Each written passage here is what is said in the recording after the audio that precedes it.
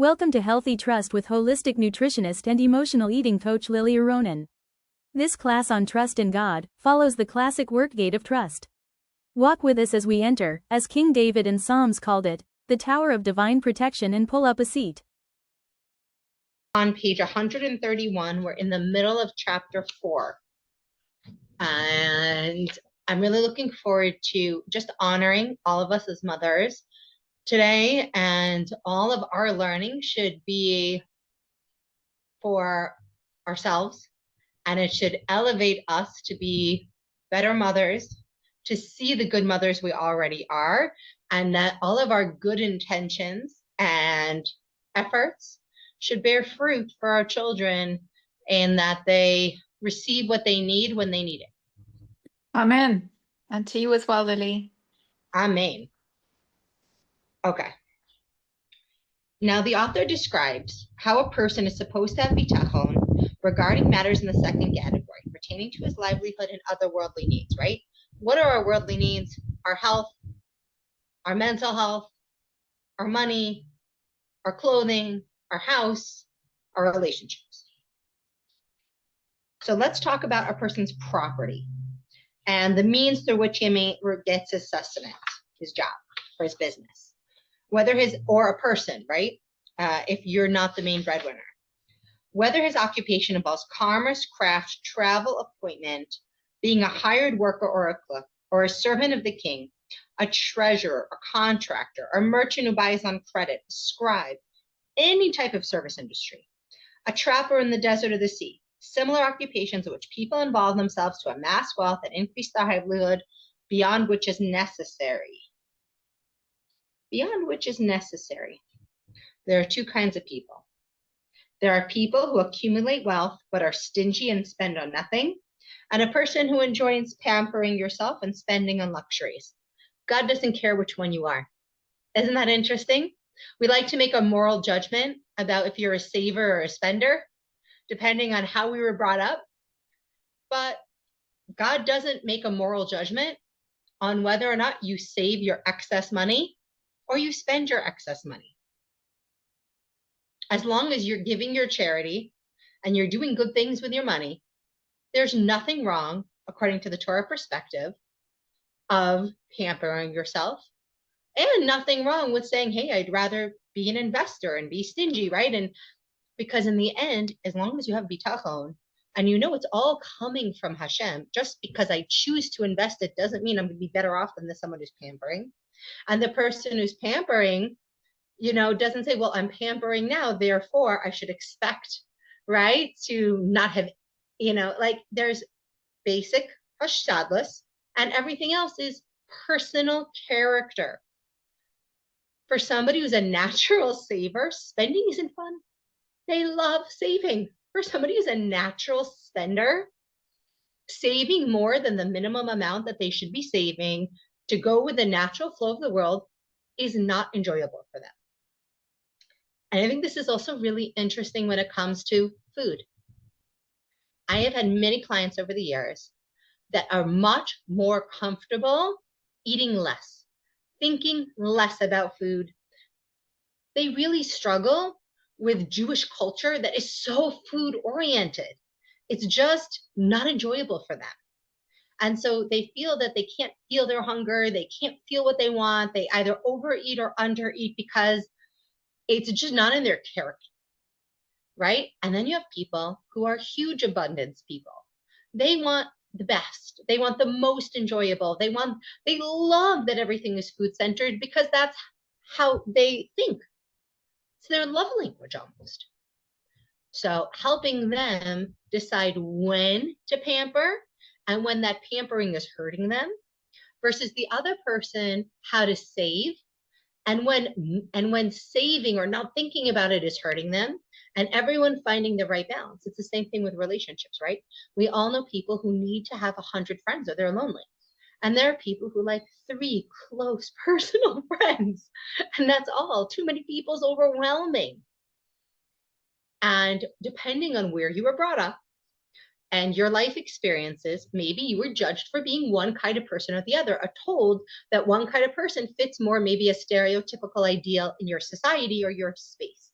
And it's just nice to know God doesn't care.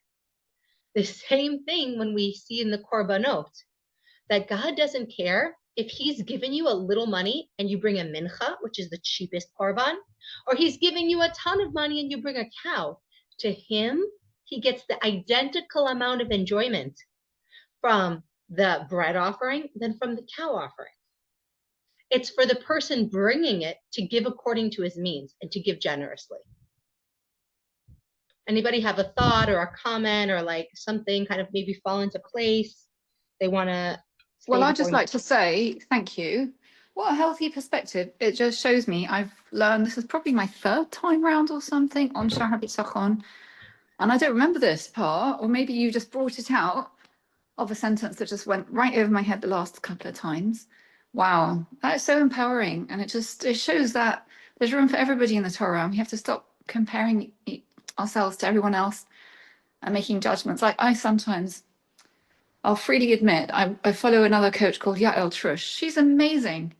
And she is a finance whiz, but I always think, why can't I be like her? Like, she's all about saving and investments. And I'm like, completely like, I don't know, it just doesn't speak to me. I wish I could be like that. It just goes right over my head. And then I think, but she's built that way. That's what she loves, all that. And I love food. Like you say, I love preparing food. I can spend all my day cooking a lovely meal. That's my love language. And it's okay. And that was lovely. So thank you. Yeah. And I love Yael Trush. I highly recommend her. Yeah, I love her too, but I'm happy that she exists, but I can't be her. And that's okay. You can't be her. You have to be. And you know, it's really, there's lots and of I don't think she could probably cook. I mean, like, do you know what I'm saying? We both have different skill sets and it's fine. Yeah. Right. Exactly. And there's this beauty in, where am I investing? Like my mincha, my cooked bread pita offering is just as good as their invested this offering. We all have to make that minimum hishtadlut, which is also true. Like we have to invest in relationships. We have to invest in our health. We have to invest in having some form of income and some form of system for some form of savings. Like these are the basic things that require discipline and effort and working with the natural world and finding balance in our own character traits. So he's going to continue here. The correct manner for all of us to rely on God is to involve ourselves in occupations that the Creator prepared for us, but only so much as is necessary for our needs, our food, in order to obtain worldly matters that are necessary. If the Creator decrees that we will have additional, then we will. And it will come to us without so much extra effort, provided that we rely on God for it. Okay, so how does this play out? We have a good job. We went to a reasonable amount of effort. Maybe we're putting away a small percentage of our income into savings. Maybe we lose all that money in the market. Maybe it goes in a real estate investment that triples our income over 50 years, right? People make these things sound like they're guaranteed. If you invest in this kind of mutual funds, you're going to make over a lifetime 10%. If you eat less calories and only protein, you will always have a fit body. If you work on your communication skills and you're vulnerable, everybody's going to love you. We all know in whatever area that we struggle that that's true or not true, right? There's no direct cause and effect path to happiness, safety, wealth, abundance in any area of life. All of them require that we make basic efforts, good efforts. We have to watch what we eat. We have to move. We have to pay attention to our spending. How much over what's necessary we do, we have to be really clear about that it's bringing us joy, that it's something that we want to do. Because if we're doing it thinking it's going to create this amazing, wealthy, crazy outcome, it's not true. So let's talk with which area of life should we work this through in, right? Pick one. Where should we start?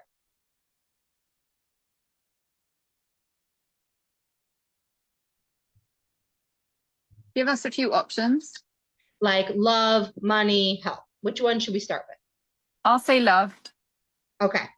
So we have to go on dates. If we're single or if we're married, we have to date our spouse. We have to date. We have to make an effort to connect to somebody, right?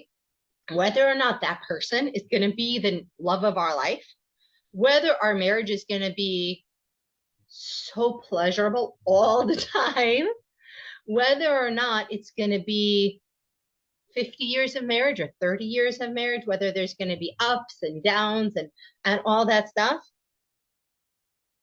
When it comes to relationships, you have to put in the amount of work for your necessary.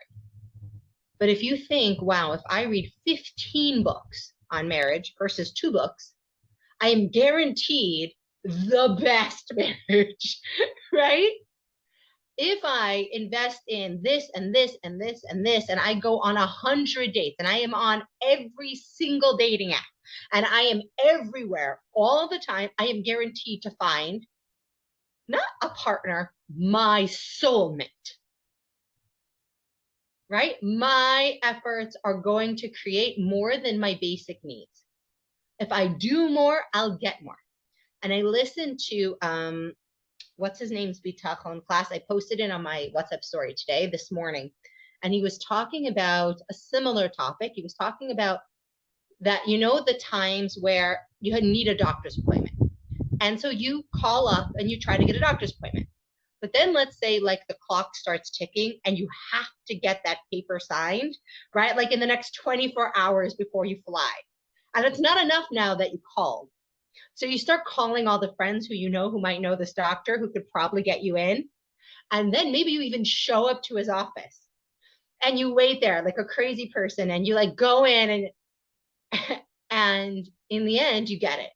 And you're like, wow, thank God I made all that hishtadlus, because if I hadn't, I would be stuck. I would be in real trouble. And instead of relying on Hashem, we diminish our bitachon because we're sure that it was that extra hishtadlus that got us the result. And he said 2 interesting things. He said sometimes we're not really fair to ourselves at the beginning as to what's our necessary effort. And it's only when things get down to the wire that we get a little clear on, have I made the necessary effort? And we're like, well, if I wasn't embarrassed from anybody except God, and I wasn't feeling self-conscious, and it was a must, right? I needed to do this. What would I do? And at the same time, are we thinking that we're in control, that if we hadn't done this, it wouldn't have all worked out, right? And he said, if you're the kind of person who can't resist throwing it all at the wall at the last minute, your first step is to recognize that all that extra work you did has to be there only to teach you something. And you better only do things that are aligned with God's will. Don't go steal it. Don't break into his office. Don't fake it. Don't sign someone else's right. Don't do something illegal or immoral or unethical. Because if it's meant to be, it was going to be. And if you get it in an unethical way, it was coming to you anyway. You just messed up and you lost out on the opportunity to have it come the right way. But if you choose to, when you're not getting the doctor's appointment and you're trying and you're trying and you're trying, and you're in that moment where you're like, I could go to extraordinary, crazy, stalker level hishtadlut, or I can step back. He said that's also an option. It's also an option to be like, I have done my hishtadlut and put it back in God's hands. To really think through, did I let anything stop me from doing anything reasonable? And if I've done everything reasonable, I'm going to see this as a moment to work on my bitachon and trust that I'm going to get what I need. And I'm going to get what I need, whether or not it's what I want. But I'm going to get what I want, what I need, until it happens. And it's interesting because it goes to this: what's our need, right? It's really hard. We live such a privileged, luxurious life compared to like history of all time, even when we do, and it's hard also with the world that we live in, with the amount of marketing and advertisements and social media that we see. It's very confusing. What do I need? What does a great marriage look like? What does good health look like? How much food is reasonable? How many recipes should I be making, right, in my repertoire? Do I really need like 18 channels marketing me different salads and different foods and different desserts and different protein cookies? Like, wouldn't one recipe be enough? Do I need to see all the different ways that I could be managing my mental load and all the different ways I could be handling, like all the different things? Is that all necessary? What do you guys think? What is this saying to you? And then we're going to go on to the test of wealth. So the thought that came to me is, and it applies to love equally and the other things, finances, whatever you're thinking about, is that today's energy, one of you calls Sephira, is Tiferet Yesod, which is harmony or balance within foundation. So for me, Tiferet embodies the combination of masculine and feminine energies. So the masculine is like ambitious and challenging, and let's get more and more, more recipe, whatever it is that you're focused on. And the feminine is like, let's just sit here and be and chill. And it's not like feminine is less strong. It's just a knowledge that we've got it all within, an intuition, a deep knowing, a deep connection. And Yesod as foundation is like, that's the foundation of things. It's, I don't know, makes sense with what you're saying, if you know what I mean. It kind of works. I like that dynamic for today. I think that's an important reminder. Nice. Stacy, anything you wanted to share? Or we just got to see your beautiful face on camera. Amazing. Love to see it. Lala, anything? Mazel tov, by the way. Lily, I don't know if you got Stacy just dropped her message. What was it again? I did not see it. Oh no, sorry, it was Esther Bracha. Sorry. Oh, Esther Bracha, welcome. Her son had a boy. So Mazel tov to Esther Bracha. Yeah. So and on Mother's Day. So nice. Yeah. Oh, beautiful. Yay. Okay. Lala, anything to add, or should we keep going? I think sometimes like so many of these things intertwine. Like you always think it's just, it's I mean, I think for all of us in some ways, like it's really all about the food. It's really all about the food. And like you fix the food and then you realize that's something else. And then you realize it's something else. Like it's like I'm finding all of this studying and learning the Bitachon and bringing that into like the baseline of life. Then all of a sudden, all these other things fall into place. Like, it's like you have that game where there's marbles and there's little holes and everything's out of whack. And maybe a couple get in here and a couple get in there. But it's because it's all moving and all moving. And then when it just slows down, the base steadies, everything falls into place.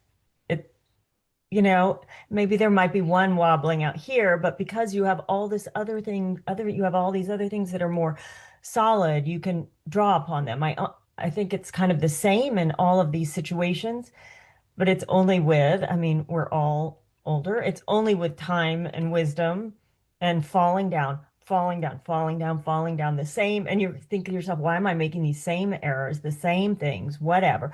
But then something happens, and you hear this and you study and you're like, you exhale and it doesn't just fix that one area. It's like, oh, it was that easy? How could for so many years you like struggle and you're like, it's that easy. And the change that I made actually like had nothing to do with food. It had to do with something else in my life, that when I disciplined one area and found something, then other areas found their way in a natural pattern. Absolutely. Lala, I love what you said. And actually, in a way, you said what I was trying to say better. Like, it's the same thing, but you just expressed it. And I love that you talked about marbles falling into holes and how everything resolves as you grow older, because I think all those challenges where we thought we were falling into holes, actually, the holes, like if you visualize them as a place for the marble to go. So like, as we're digging ourselves in challenges and we're like excavating what's there, we're creating a vessel for the marble to be able to rest in. So what we thought was like a bad thing or a hard thing is actually creating a space for the blessing to come into. That's kind of what I'm realizing as you spoke. Beautiful.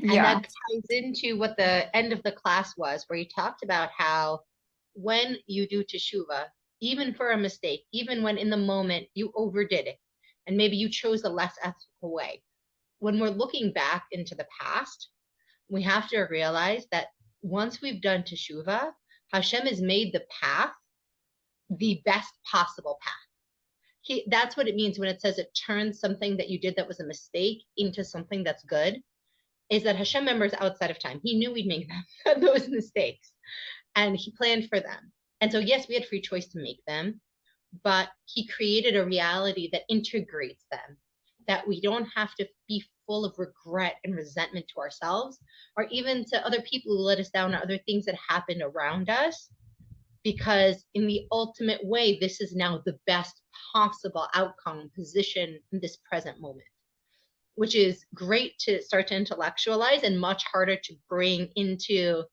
our real functional reality. And that's because we have not just the intellectual and emotions of difficulty, but the physical, somatic, right, things that get stuck inside of us that we have to do the work of releasing. And like you said, that's what an exhale is almost, right? That exhale is the like, I don't have to hold this pattern anymore. It was meant to be that way. And I thought it was a beautiful, compassionate concept. And it was nice to hear like a rabbi say it and say like, no, this isn't, I'm not just like trying to make you feel good, right? Like, no, you have to do the work. You have to see that you made a mistake. You have to want to correct it. And then you have to make steps to correct it. And you have to get the discipline. Like you said, you have to discipline that one area, but you're going to see that it has all these beautiful other impacts. And that's what I see around food for the people who I work with, who really do learn. It's hard to call it self-discipline, but self-alignment and self-curating and self-nurturing around food. A lot of other areas in their life fall into place. And when they're going through food, very often they have to look at the other areas of their life that might be impacting food. They might very often not have a food problem. And it's really a different area of their life that needs attention. And then the food stress eases. And they learn that because their food issues come up in a pattern around this other area of their life, whether it's money or relationships, right? Because these are the three that are intertwined. Our food, our physical money, that food meaning health, and our relationships. And when one is off and lacks discipline, the others are also pulled out of like that solar system. Okay. Isn't it kind of like so fascinating that, you know, like we've been studying Bitachon and gone through so many times, and like Shulamit said, like, I know we've read this and this is it, but like it comes up, like it's like the brilliance of it. It comes up when it's most needed and you're ready to hear it, because we've heard it.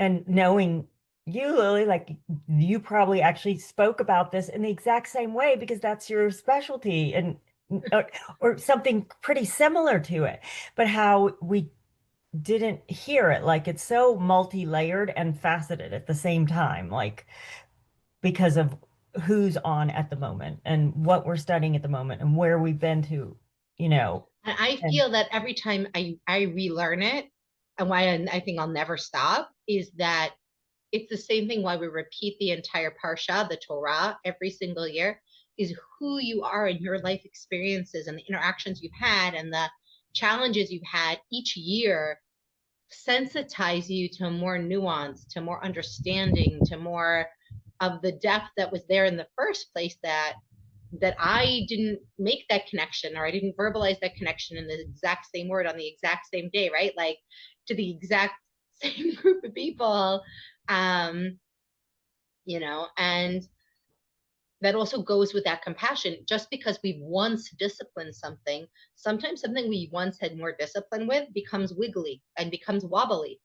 Whether it's we were super disciplined with our money in one decade, and in another decade we find it incredibly difficult. Or we used to be very disciplined around our health, and now it's very difficult, or we were very disciplined around putting effort into our relationship, and now we're struggling to date, or struggling to date our spouse, or struggling to connect.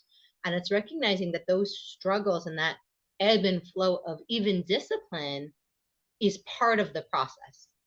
And as we talked about a few weeks ago, that narrowing, that constriction before the opening, and it's part of the process. It's not a broken process. It's a natural evolution of our process. Wow, I love that, Lily. Thank you. I also like one quick thing to drop in there, like, Yeah. Don't know if you know Pearl Lopian, she does tapping, and she's just come up with this idea that you can tap to lose weight and convince yourself that you've had the injection or whatever it is. But the point is, it's not about the tapping, and it's not about the food. It never was. She said it's never about the food, it's about the noise in your head. And it's not about the love, and it's not about the house, and it's not, my coaching always say the thing is not the thing. You think it's this, goal. When you have that, you'll be happy. But it's more about life teaching you how to be around the thing. So my therapist used to say, like, when I came to her and said, I don't know how to handle my boss, she would say, I'll teach you how to handle yourself around your boss. And that was just so liberating, because it made me realize it's never, like, it's not a food issue, it's a you issue. And then once you calm down that noise in your head, the food thing slides into place, that. And the same with what I do, and probably the same on every level.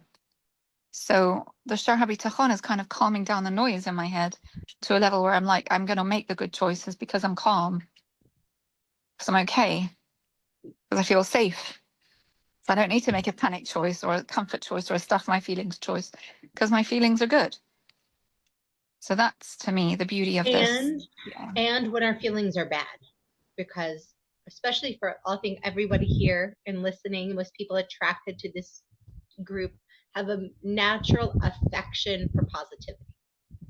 We have a natural connection to feeling good and feeling positive and feeling grateful and feeling good things. So when we're feeling negative things, which are part of life, we are at risk to create a lot of that noise. Or positive thoughts and feelings don't feel like noise. Isn't that interesting? When you're going through your mind into a gratitude list of all the things you're grateful for, that doesn't feel like noise. But when I'm thinking about all the things I'm worrying about, I would call that noise, right? What's the difference between music and noise? It's all That's so interesting. I love that.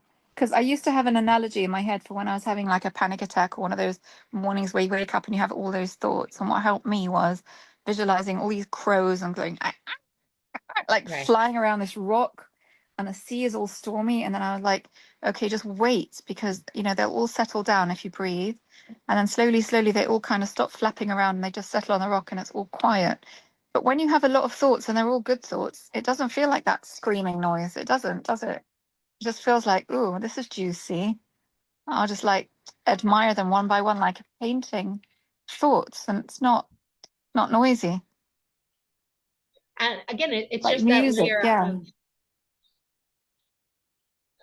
I think we're doing great today. So let's talk about the test of wealth, right? Because like you said, it doesn't matter if your test around food or money is having a lot of it and not knowing how to be around a lot of it. And a lot of it can feel negative and scary and overwhelming or dangerous, or being around too little.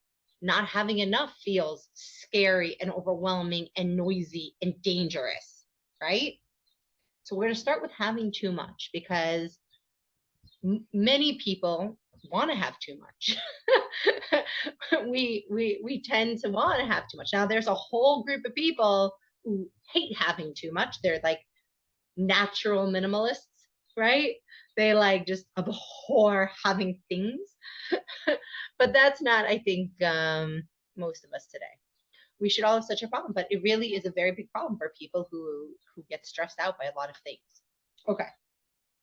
Sometimes the creator directs the sustenance of many people through one person in order to test him, if he is serving God or rebelling against him. And such a test is amongst the most difficult of all trials and temptations for the person. A king who provides for his army, servants, ministers, advisors, deputies, surrounded by groups, assistants, officials, wives, relatives who make efforts to pursue means of amassing wealth through both good and bad ways. And the foolish make three mistakes.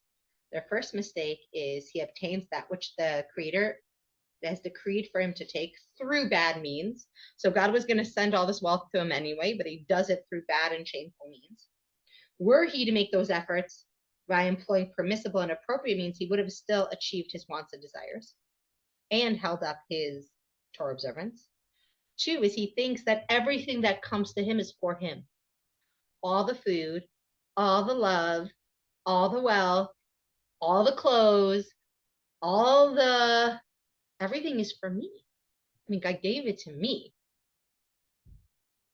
It's for me to consume. And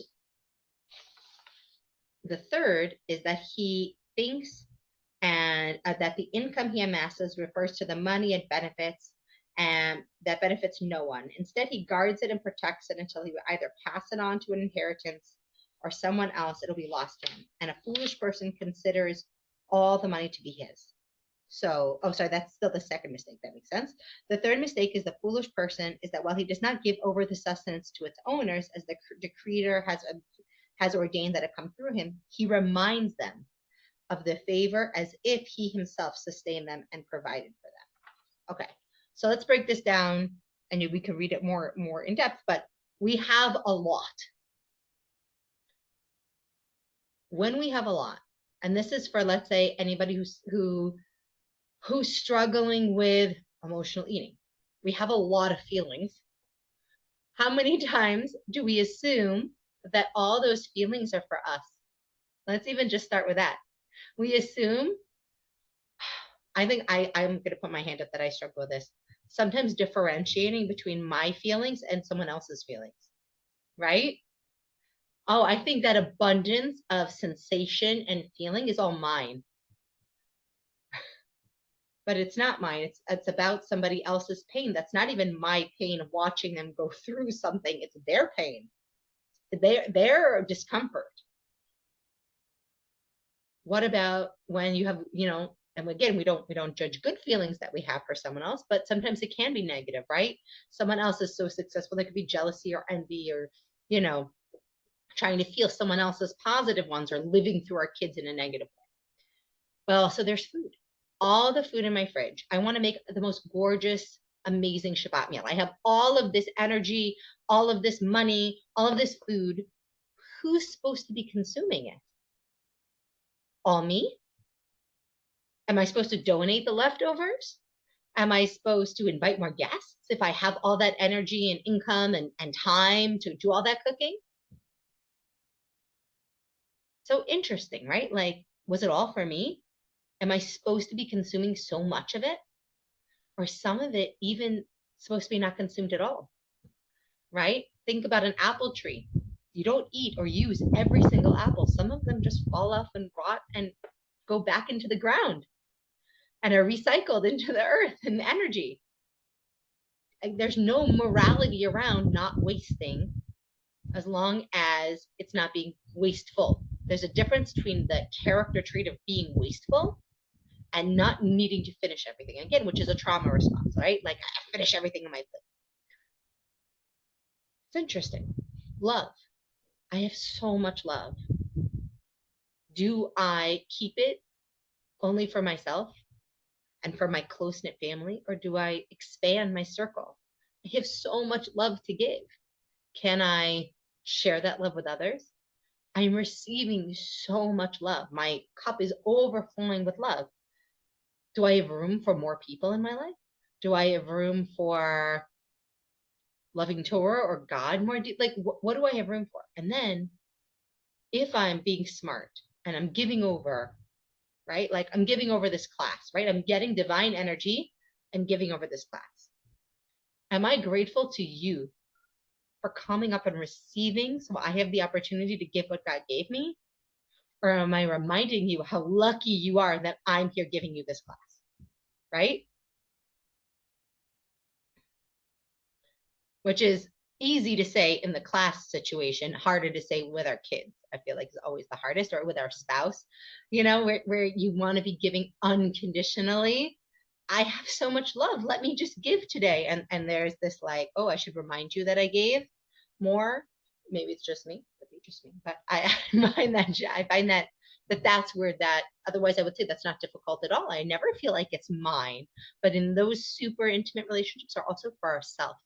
And this I see around weight and health so often, not giving to ourselves unconditionally. I'm only going to give to myself eating well and moving my body if I'm getting outcomes right now in this moment, immediately, that I want. And I don't need to take that extra fiber or take that extra vitamin just for my own well-being, whether or not it results in a measurable changing outcome. And I'm not going to take that walk just to be in a sense of reciprocity with my body. But if I didn't get that calorie burn or that exact amount of steps, right, it's just, I'm not even going to bother. All of that is the test of wealth.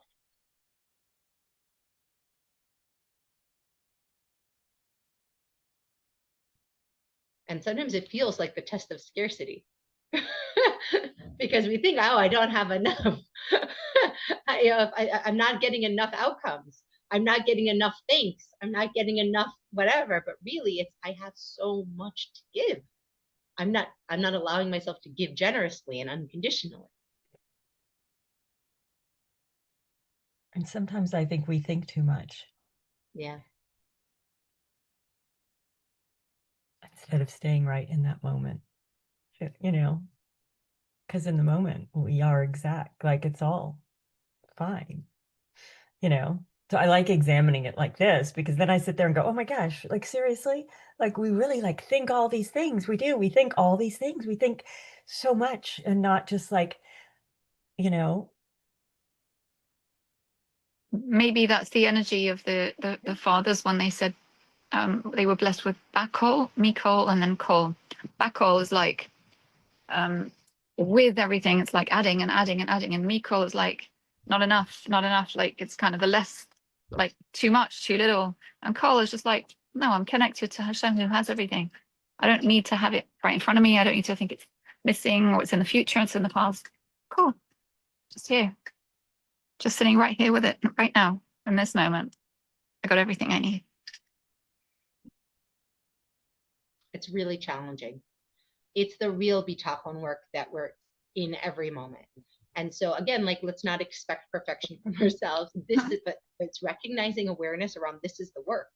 You mean when I'm getting myself to make that healthy meal, or make that phone call, or reach out to my grandmother, or whatever it is that I should be doing, or write that email and reach out to that old friend from college that popped into my mind and I had the time, like, take action on it and give.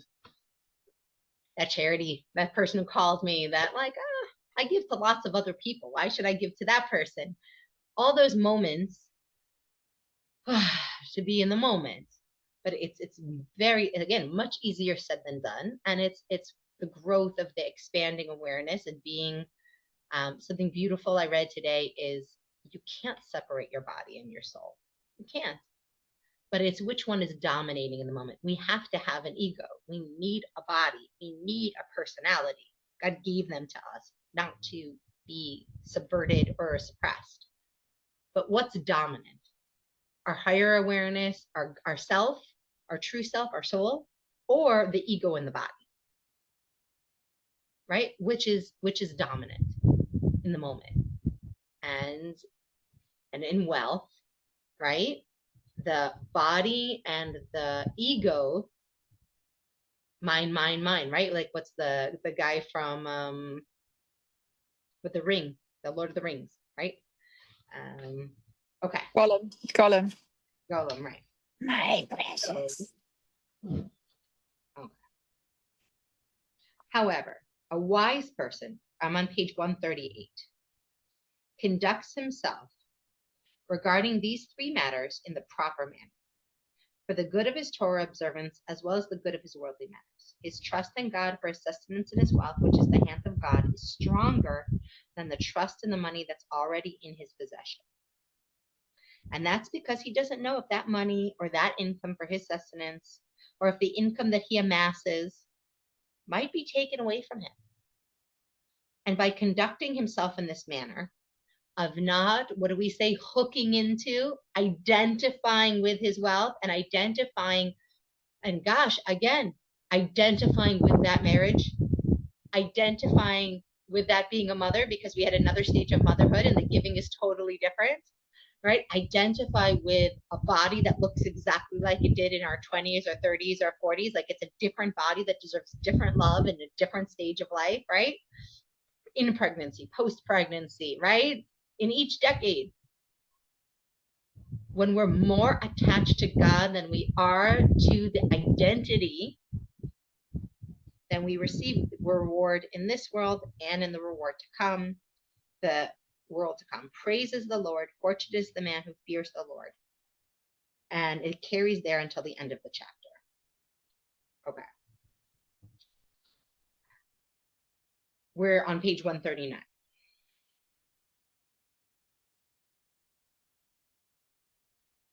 The Alter Rebbe, and I'm just going to read this one footnote on the bottom of 38, but under his trust in God for sustenance, which is the hands of God, is stronger than the trust in the money. The Alter Rebbe says that a principle of faith is from this, that we are believers, sons of believers, and that charity is nothing more than a loan to God. And it is written, whoever is kind to the poor loans to God, and this will be doubly repaid in the world to come. In other words, the Talmud says, as if one can speak this, meaning that none of it's ours in the end. None of it's really ours. And the more that we're attached to being the vessel and not the faucet, the better. So on page 139, the mistake in seeking wealth for honor. There are some groups of people whose efforts to acquire and increase... Can I ask a question, yes, Lily? please. I keep reading that, what you were just saying, that that like we're loaning to God. Yeah. But I don't know. I guess in my mind, I always have thought like more it's on loan from God to us, that it's not really ours. So the amount of charity that we are obligated to give, right, is God's money, and we have to give that. Like that's on loan, right? But like I said, there's this large sum of abundance, whether it's physical energy and vitality, or relationships, or love, or ability, or executive functioning, whatever it is that we all have to whatever extent. And we choose what to do with that. That's ours. That's our gift. We can loan to God every time we go above and beyond in a good way, in a healthy way, right? Not in a way, but that living in that state of abundance, of being able to be like, I see you need something. You're not in my circle of people who are my dependents, but I'm going to give to you. And God's going to make it up at some point. Like it's a loan to God. He'll make it up in this world. He'll make it up in the next world. Like I don't have to feel, right? Again, like that I'm doing it, and because he's going to contrast that thought with doing it for honor. And how is that the opposite? Because that's doing it with humility of, God, you've given me so much. Like here, like I see another one of your children need something. Like here, I got this one. Okay. A mistake in seeking wealth for honor. Now, honor for women, significance is lower than love, okay, overall as a human need. However, many ambitious women, many women who have a strong inner, healthy, feminine, masculine, do feel a need for significance, do feel a need to be seen, not just seen as lovable, but seen as important, which can be healthy. The question is that driving all of our behavior, right? And at what level? So the wealth, the desire of honor, of significance, when it drives all behavior, it's not considered a great thing. Because again, we're identifying then with this one aspect of ourselves over much. It's dominating everything else. And we're always working to find and heal those parts of ourselves that are incredibly dominant and make sure that we're harnessing them. That's why it's called the yoke of Torah, as if we're taking all of these powerful aspects and needs and putting this yoke on them so that we can drive them accordingly. So who's driving? Is the yoke and God's will driving us, or is this desire for honor? And so for women, this might feel a little bit less relevant, but it's still relevant, and take it to whatever level you feel it personally, okay? There are some groups of people whose efforts to acquire and increase their wealth are solely due to their love of honor, that they think they will receive from people as a result of that wealth. Also, weight. Maybe I'm only going to be loved and worthy and awesome and successful if I weight in this weight range, or I'm in this size range. Or if I have a husband. If I don't have a husband, right? Social signaling for women, put it in whatever context you want. Maybe it is also at work, right? If I'm this wealthy, I'm more significant. I get the honor. And this is, again, we know this is a test, not just for the person who's pursuing the honor, but for a test of everybody around them. Are they honoring somebody with money more than they're honoring somebody without? Which is why God says he's going to bless the leaders of the Jewish people and the Kohanim with lots of money, because he knows this is a human failing. People honor people with money. People honor people with certain cues, right? It's crazy. They talk about the unfairness of beauty, right? That a man who's taller is automatically assumed to be more capable than somebody who's shorter. A man, like, it's crazy, but it's built in. They think that they will receive from people as a result of their wealth so that they can make a name for themselves. No amount of money is ever enough from them. And I think we've all read stories, seen movies, read books, or perhaps know somebody personally who suffers from this. No amount of money is ever enough. There's never a sense of abundance because there's always a driving need to get more honor. This foolishness of theirs stems from their lack of understanding regarding the true cause of what makes a person deserving of honor in this world and the world to come. The cause for this mistake is that they see how people, right, confusing outcome, right? People are honoring people with money. Therefore, having money is something worth honoring. It's born out of a hope that but they realize that the people who are honoring people with money it's what they think they're going to get from you. It's not you. When the masses think deeply into the matter, they understand that the wealthy neither have the ability or the power to give or withhold money from anyone, unless it has been decreed by the Creator. They would not rely on you. They wouldn't love you for your money if they had more bitachon and they knew that God is the one who's going to provide for them, whether or not you write them a check. No person would be worthy of their honor, except one who has been distinguished by the Creator to be praiseworthy by his character traits, by his honor of God, may be exalted. If you really want honor, right, a totally natural, God built in desire, put the yoke on it and let's drive it towards being somebody who's truly worthy of honor by being somebody who's good character traits and good midot and goes around trying to do God's will in the world. For those who honor me, I will honor them. Since the masses are foolish in their honoring of the wealthy, the latter think they're deserving of their honor, and the Creator adds to their foolishness when it comes to the pursuit of their desires. And throughout their lifetime, their need to overindulge in strenuous work in order to obtain their wealth. They thereby neglect to swiftly fulfill their obligations to the Creator. They also neglect to thank God for his goodness that he gave them. And if they would without a doubt be more successful in obtaining their true desires. The length of days is in its right, and its left are riches and honor. The wealth and honor are only from God. And again, we live in a world that is confusing and conflicted, and we have to, we're getting the map of looking below the surface to the truth and the love and the care in the divine design. And when we look, like you said, in that moment of the past or the social media or the this or the that or the neighbors, and feels like the most beautiful girl has the best life. It feels like my life would be so much better if I was thinner. It feels like my life would be so much better if I was richer, if I had this, if I had this, if I had this.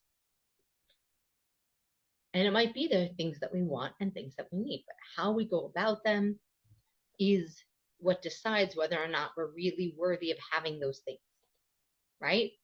Because even when we've given them and we've pursued them in a poor way, we have to pause, we have to acknowledge that, and we have to right the ship. We have to re-steer the desire that got out of the yoke, because otherwise we're foolish. No one wants to be foolish.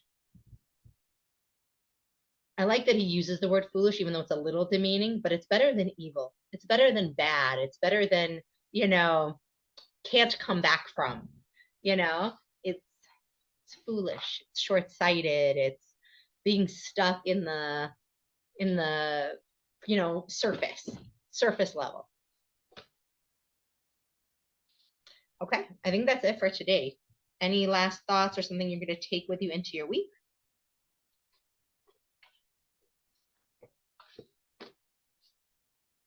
Laura, you look like you want to say something. So yeah, I think I'm going to take that. You don't have to overdo it at work. Like putting in more than the 8 hours isn't necessarily what has to be done. Hishtaldus, there's a limit to it. And it's really a lot to think about. Yeah.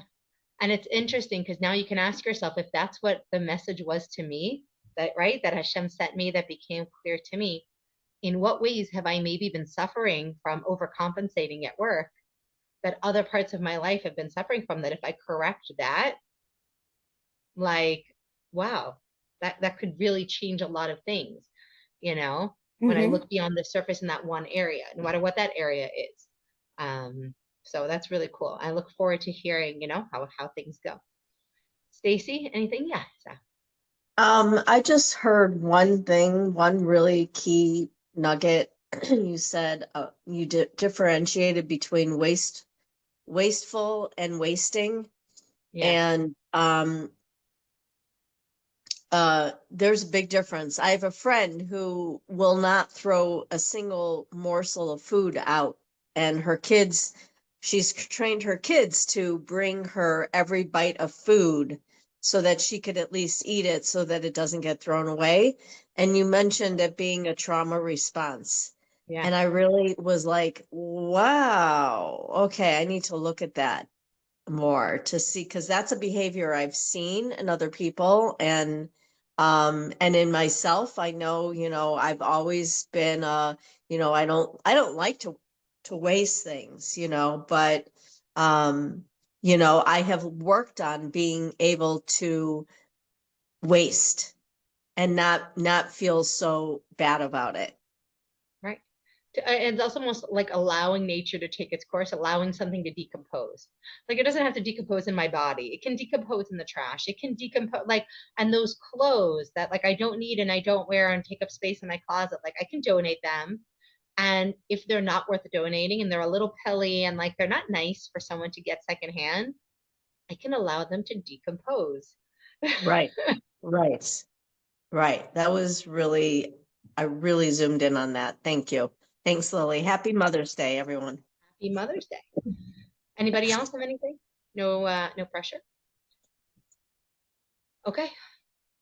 Have a fantastic week, everybody. And thank you so much for joining us for today's Healthy Trust class. Come back again to visit the Tower of Divine Protection every Sunday. To learn more about living a healthy life, body and soul, visit Lily Aronin at www.lilyaronin.com.